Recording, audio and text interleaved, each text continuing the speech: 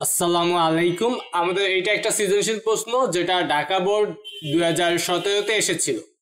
যার উদ্দীপকে আমরা দেখতে পাই একটা আয়তক্ষেত্র আছে এবং লিখে দিছে উপরের চিত্র অনুসারে ও এ বি সি একটি আয়তক্ষেত্র এবং ও এ এবং ও বি বাহু দ্বারা দুটি ভেক্টর যথাক্রমে পি ভেক্টর এবং কিউ ভেক্টর নির্দেশিত হয়েছে। তো আমাদের ক নম্বর প্রশ্ন হলো উদ্দীপক অনুসারে ত্রিভুজ ও এ বি এর ক্ষেত্রফল নির্ণয় করো। ত্রিভুজ ও এ বি, তো এতটুক ত্রিভুজের মধ্যে আমরা কিন্তু দুইটা ভেক্টর জানি, ও এ এবং ও বি বাহু দ্বারা দুইটা ভেক্টর যথাক্রমে পি ভেক্টর আর কিউ ভেক্টর নির্দেশিত হয়। তো দুইটা ভেক্টর যদি জানি তাহলে আমরা ত্রিভুজের ক্ষেত্রফল বের করতে পারি। যদি আমরা সূত্রটা যদি দেখি, P vector O Q vector দ্বারা ত্রিভুজের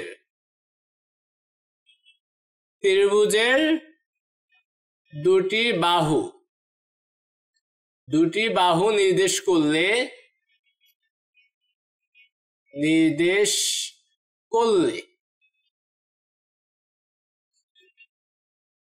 ত্রিভুজের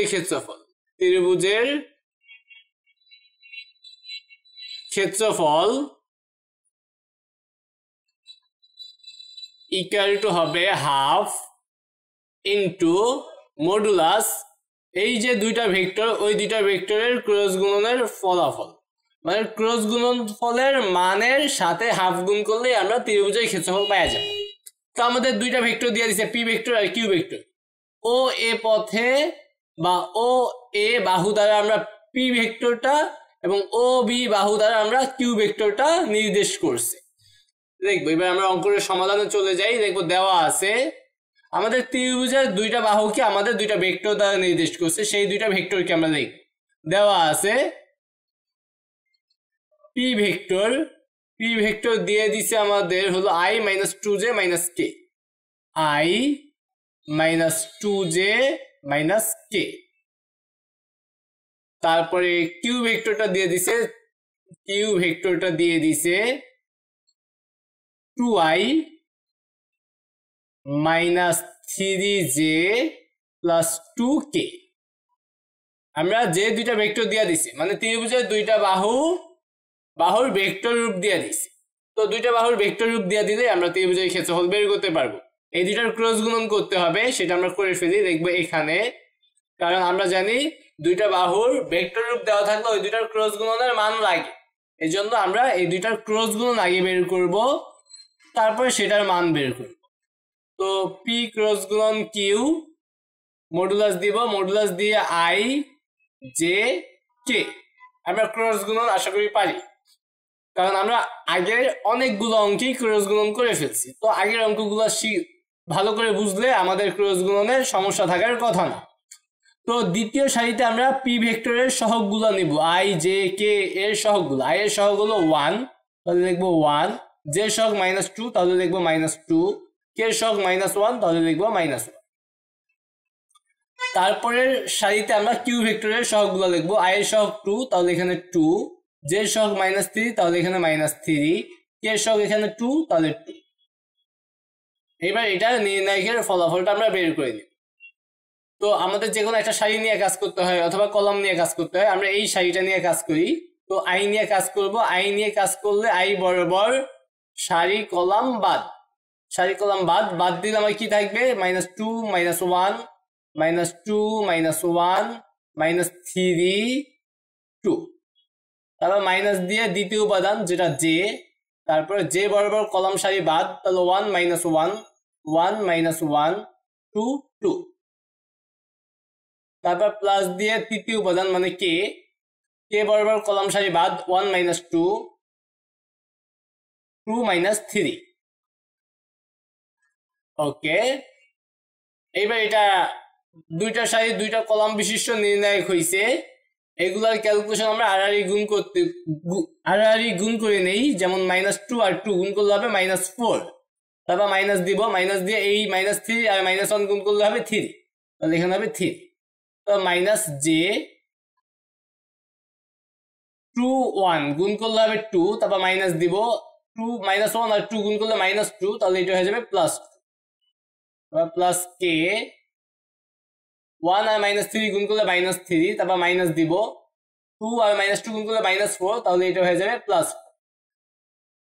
তাহলে এখানে ক্যালকুলেশন করলে -4 -3 মানে -7, তাহলে -7 এর সাথে i গুণ করলে হবে -7i। 2 2 যোগ করলে 4, 4 এর সাথে -j গুণ করলে -4j। -3 + 4 মানে 1, 1 এর সাথে k গুণ করলে k। তো আমরা p ভেক্টর ক্রস গুণন q ভেক্টর বের করে ফেলছি, এবার এটার মান বের করব। লিখব p ভেক্টর ক্রস গুণন q ভেক্টরের মান, দুই পাশে মডুলাস দিলে আমরা বুঝি মান, তবে রুট ওভার দিব, যেহেতু ক্রস গুণনের ফলাফল এইটা, এটার মান মানে i এর সহগ কত -7, তাহলে রুট ওভার -7 স্কয়ার যোগ j সহগ -4, তাহলে -4 স্কয়ার, k সহগ 1, তাহলে 1 স্কয়ার। তো এখানে আমরা কি ফলাফল পাই দেখি, রুট ওভার -7 কে স্কয়ার করলে 49, -4 কে স্কয়ার করলে 16, 1 কে স্কয়ার করলে 1, তাহলে এখানে আমাদের 49 আর 1 50, 50 আর 16 মানে 66, মানে রুট ওভার 66। তো এইটাকে আমরা এভাবেই রাখি আপাতত। তাহলে আমরা ক্রস গুণনের মানটা বের করে ফেলছি। এইবার আমরা লিখব যে ত্রিভুজের দুটি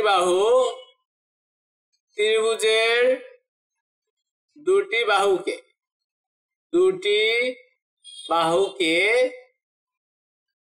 p ভেক্টর ও q ভেক্টর দ্বারা নির্দেশিত করা হলে ওই ত্রিভুজের ক্ষেত্রফল হয়, ওই ত্রিভুজের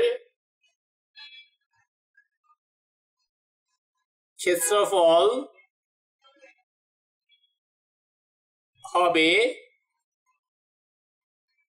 হাফ গুণ ওই দুইটা ভেক্টরের ক্রস গুণনের মান, হাফ গুণ ওই দুইটা ভেক্টরের ক্রস গুণনের মান, তাহলে হাফ ইনটু ওই দুইটার ক্রস গুণনের মান আমরা পাইছি রুট ওভার 66। তো এককটা লিখে দিব আমরা বর্গ একক। এইবার আমাদের এটাকে ক্যালকুলেটরের ব্যবহার করতে হবে। 1/2 ইনটু রুট ওভার 66 ইকুয়াল 4.062, তাহলে 4.062 4.062 বর্গ একক। আমরা একটু অ্যান্সারটা চেক দিয়ে নেই। 4.06 একক একদম ঠিকঠাক ভাবে মিলে গেছে, তো এটাই হবে আমাদের অ্যান্সার। তারপর আমরা খ নাম্বার প্রশ্নটার দিকে খেয়াল করি, কি বলছে উদ্দীপক অনুসারে θ1 ও θ2 এর মধ্যে কোনটি বড় তা গাণিতিক বিশ্লেষণের সাহায্যে বের করো। তো আমাদের θ2 এটা দেওয়া আছে, θ1 এটা দেওয়া আছে। আমরা দুইটা ভেক্টর জানি, ও এ মানে পি ভেক্টর আর ও বি হলো কিউ ভেক্টর। তাহলে পি আর কিউ এর যদি মধ্যবর্তী কোণ বের করি তাহলে কিন্তু এইটা হয়ে যাবে, মানে সেটা হবে এ ও বি কোণ। তাহলে আমরা এই কোণটা বের করবো, এই কোণটা বের করতে পারলে আমাদের সবগুলো কোণ হয়ে যাবে, কারণ এটা একটা আয়তক্ষেত্র। আমরা করি ধাপে ধাপে লিখবো। আগে খ নাম্বার লিখি, ভেক্টর দুটা লিখি, ঠিক আছে, পি ভেক্টর এবং কিউ ভেক্টর লিখবো এখানে, বা দেওয়া আছে পি ভেক্টরটা আমাদের কি দেওয়া ছিল, i - 2j - k, i - 2j - k। R Q vector আমাদের দেওয়া ছিল কি, Q ভেক্টরটা 2i - 3j + 2k, 2i - 3j + 2k। তো আমরা প্রশ্নটা 2k + 2k একদম ঠিকঠাক ভাবে তুলে নিছি।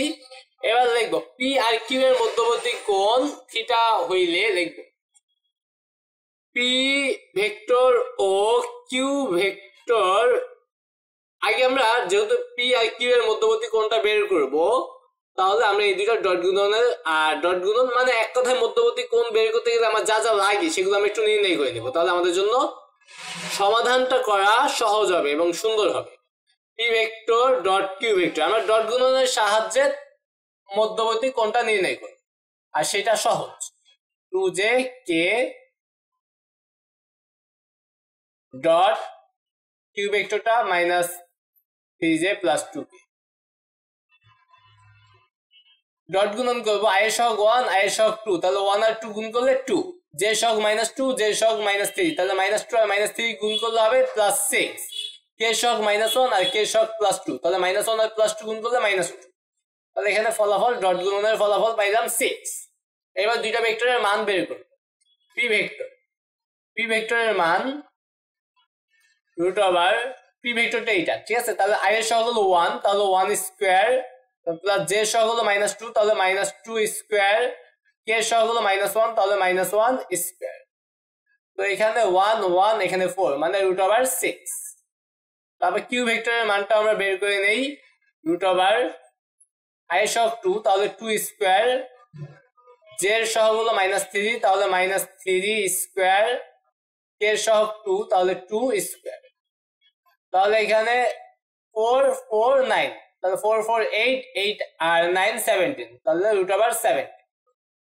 এইবার লিখ P vector O Q vector এর মধ্যবর্তী কোণ থিটা হলে, আমরা এটার নাম দিলাম থিটা হলে cos theta equal to P vector dot Q vector divided by P ভেক্টরের মান গুণ কিউ ভেক্টরের মান। তো ডট গুণনের ফলাফল আমরা পাইছিলাম 6, পি ভেক্টরের মান পাইছি √6, কিউ ভেক্টরের মান পাইছি √17, ইনটু দিয়ে দিলাম।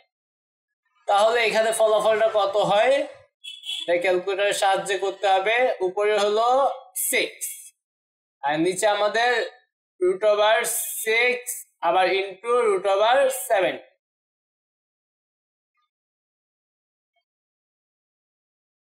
হাবিজাবি টাইপের মান আইছে। আচ্ছা, এটা আমরা লিখতে পারি √ যা আইছে সেটাই লিখে দেই, অথবা এসডি চাপ দিয়ে দশমিক মানটা লিখি 0.594। তারপরে আমরা দেখ, সুতরাং থিটা ইকুয়াল টু ওই পাশে cos, ওই পাশে গেলে cos ইনভার্স হয়ে যাবে 0.594। আমরা লিখবো 0.594, কিন্তু অ্যাকুরেট অ্যান্সার পাওয়ার জন্য এখানে যে ফলাফল পাইছি পুরোটাই বসাবো। মানে এটা তো আমরা এসি দিলাম, এটা কিন্তু অ্যান্সারে আছে। আমরা শিফট চাপ দিয়ে cos এর চাপ দিব, এবার তো এইটা বসাবো, এটার নাম অ্যান্সার বসাই দেবে। অ্যান্সার বসাই দিলে আমাদের পূর্বে যে অ্যান্সারটা মানে আমরা যে এইটা বের করছি সেটা বসাবো। তাহলে দিলাম 53.55, অথবা এইটা বসাইলেও একদম অ্যাকুরেট না হইলেও কাছাকাছি আসবে 53.55 ডিগ্রি। তাহলে থিটা পাইয়া গেলাম, এই যে 53.55 ডিগ্রি। এখন আমাদের এইটা কোন কোণ? এইটা হইলো এই যে পি ভেক্টর আর কিউ ভেক্টরের মধ্যবর্তী কোণ এইটা, মানে এ ও বি। তো আমরা যদি চতুর্ভুজটা আঁকি আমাদের সুবিধাতে, তাহলে আমাদের জন্য একটু ভালো হবে। এ ও বি কোণটা আমরা বের করে ফেলছি। আমরা যদি আমাদের সুবিধার্থে আমরা এখানে আইকা নেই, তাহলে আমাদের জন্য একটু ভালো হবে। সামুদ্রিকটা আইকা নিলাম, এটা ও, এটা এ, এটা বি, এটা সি। তো এইটা যোগ করে দেই, এইটাও যোগ করে। এটাকে আমাদের বলছে θ2, এটাকে বলছে θ1, ঠিক আছে। এই θ1 আর θ2 বের করতে বলছে আমাদের। তো আমরা বের করছি হইলো এই কোণটা, এইটা বের করছি যেটাকে আমরা বলছি থিটা। এখন আমরা দেখবো এখানে থিটা কোণটা হলো এ ও বি। এখানে লিখবো ও এ বি সি আয়তক্ষেত্র, সুতরাং ত্রিভুজ বা কোণ এ ও বি ইকুয়াল টু এই দুইটা কোণ কি হবে? সমান হবে, মানে সি এ ও অথবা ও এ সি বলি, ও এ সি। এই দুইটা কোণ সমান। এখানে আমাদের এ ও বি হলো থিটা আর ও এ সি হলো থিটা 2, আর এই থিটার কোণ আমরা পাইলাম 53.50। তাহলে থিটা 2 এর মান আমরা লিখতে পারি, সুতরাং থিটা 2 হইল 53.55 ডিগ্রি। আয়তক্ষেত্রে এই কোণ আর এই কোণ কি হবে? সমান হবে, এটা আমাদের জানতে হবে। তো থিটা 1 আমরা বের করে থিটা 2 বের করে ফেললাম। এইবার যেহেতু এটা আয়তক্ষেত্র, তাহলে এই যে থিটা আর থিটা 1 মিলে কত হবে? 90 ডিগ্রি হবে লিখবো। এবং এই থিটা কোণটা হইলো, আমরা এটাকে এ ও বি লিখছি, কোণ এ ও বি যোগ, আর এই যে থিটা 1 কোণ এটাকে আমরা বলতে পারি বিওসি, কোণ বিওসি।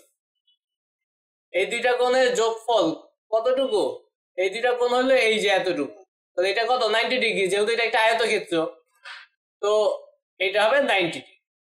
তাহলে এখানে এ ও বি এইটা হইলো থিটা আর বিওসি এটা হলো থিটা 1, 90 ডিগ্রি। তো এই জায়গায় থিটা হলো 53.55 ছিল, থিটা 1 90 ডিগ্রি। তাহলে আমরা থিটা 1 ইকুয়াল টু বলতে পারি theta 1 equal to 90 degree minus 53.55 degree. তাহলে এটা আমরা বিয়োগ করব, বিয়োগ করলে কত হয়? সুতরাং থিটা 1 ইকুয়াল টু, এখানে ধরলাম 54, তাহলে হইল 36, 54 36.45, 36.45 ডিগ্রি। তাহলে থিটা 1 এর মান 36.45 ডিগ্রি। তো আমরা একটু চেক দেই, থিটা 1 থিটা 2 অ্যান্সার মিলাইলেই তো হয় 36.45 ডিগ্রি। এখানে থিটা 2 হবে আর কি 53.55 ডিগ্রি। এটা ঠিকঠাক আছে। বলছে উদ্দীপক অনুসারে থিটা 1 ও থিটা 2 এর মধ্যে কোনটি বড় তা গাণিতিক বিশ্লেষণের মাধ্যমে বের করো। আমরা তো দুইটা বের করছি, এবার কে বড়? থিটা 2 বড় না? আমাদের বলছে আমাদের থিটা 2 কি বড় হইছে? থিটা 2 55 আর থিটা 1 36.45। দেখবো দেখা যায় থিটা 2 গ্রেটার দেন থিটা 1, অর্থাৎ থিটা 2 এর মান থিটা 1 থেকে বড়, থিটা 1 হতে বড়।